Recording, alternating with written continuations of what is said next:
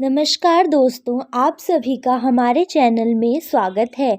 आज हम आपके साथ धनतेरस की कथा साझा करने जा रहे हैं। आइए कथा को शुरू करते हैं। कार्तिक कृष्ण पक्ष की त्रयोदशी तिथि के दिन धनतेरस का पर्व पूरी श्रद्धा व विश्वास के साथ मनाया जाता है। धनवंतरी के अलावा इस दिन देवी लक्ष्मी और धन के देवता कुबेर की भी पूजा करने की मान्यता है। इस दिन को मनाने के पीछे धन्वंतरी के जन्म लेने की कथा के अलावा इसके बारे में एक दूसरी कहानी भी प्रचलित है। कहा जाता है कि एक समय भगवान विष्णु मृत्युलोक में विचरण करने के लिए आ रहे थे। तब लक्ष्मी जी ने कहा कि मैं भी साथ चलना चाहती हूँ। तब विष्णु जी ने कहा कि यदि मैं जो बात कहूँ तुम मगर वैसा ही मानो तो फिर चलो। तब लक्ष्मी जी उनकी बात मान गई और भगवान विष्णु के साथ भूमंडल पर आ गई। कुछ देर बाद एक जगह पर पहुंचकर भगवान विष्णु ने लक्ष्मी जी से कहा कि जब तक मैं ना आऊँ तुम यहीं पर इंतज़ार करो। मैं दक्षिण दिशा की ओर जा रहा हूँ, तुम इधर मत आना।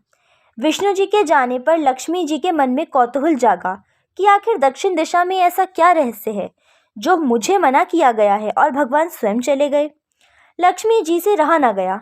जैसे ही भगवान आगे बढ़े, लक्ष्मी जी भी पीछे पीछे चल पड़ी।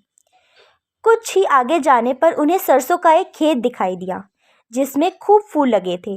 सरसों की शोभा देखकर वह मंत्रमुग्ध हो गई और फूल तोड़कर अपना श्रृंगार करने लगी। आगे बढ़ने पर एक गन्ने के खेत में लक्ष्मी जी गन्ने तोड़कर रस चूसने लगी। उसी क्षण विष्णु जी भी आए और यह देख लक्ष्मी जी पर नाराज होकर उन्हें श्राप दे दिया कि मैंने तुम्हें इधर आने से मना किया था, पर तुमने मेरी बात नहीं मानी और किसान की चोरी का अपराध कर बैठी। अब तुम इस अपराध के जुर्म में इस किसान की 12 वर्ष तक सेवा करो। ऐसा कहकर भगवान उन्हें छोड़कर क्षीरसागर चले गए। तब लक्ष्मी जी उस गरीब किसान के घर रहने लगी। एक दिन लक्ष्मी जी ने उस किसान की पत्नी से कहा कि तुम स्नान कर पहले मेरी बनाई गई इस देवी लक्ष्मी का पूजन करो, फिर रसोई बनाना, तब तुम जो मांगोगी मिलेगा। किसान की पत्नी ने ऐसा ही किया। पूजा के प्रभाव और लक्ष्मी की कृपा से किसान का घर दूसरे ही दिन से अन्न, धन, रत्न, स्वर्ण आदि से भर गया। लक्ष्मी जी के किसान को धन धान्य से पूर्ण कर दिया। किसान के 12 वर्ष बड़े आनंद से कट गए। फिर 12 वर्ष के बाद लक्ष्मी जी जाने के लिए तैयार हुई। विष्णु जी लक्ष्मी जी को लेने आए तो किसान ने उन्हें भेजने से इनकार कर दिया। तब भगवान ने किसान से कहा कि इन्हें कौन जाने देता है, यह तो चंचला है, कहीं नहीं ठहरती। इनको बड़े बड़े नहीं रोक सके। इनको मेरा श्राप था, इसलिए 12 वर्ष से तुम्हारी सेवा कर रही थी। तुम्हारी 12 वर्ष सेवा का समय पूरा हो चुका है। किसान हठपूर्वक बोला कि नहीं, अब मैं लक्ष्मी जी को नहीं जाने दूंगा।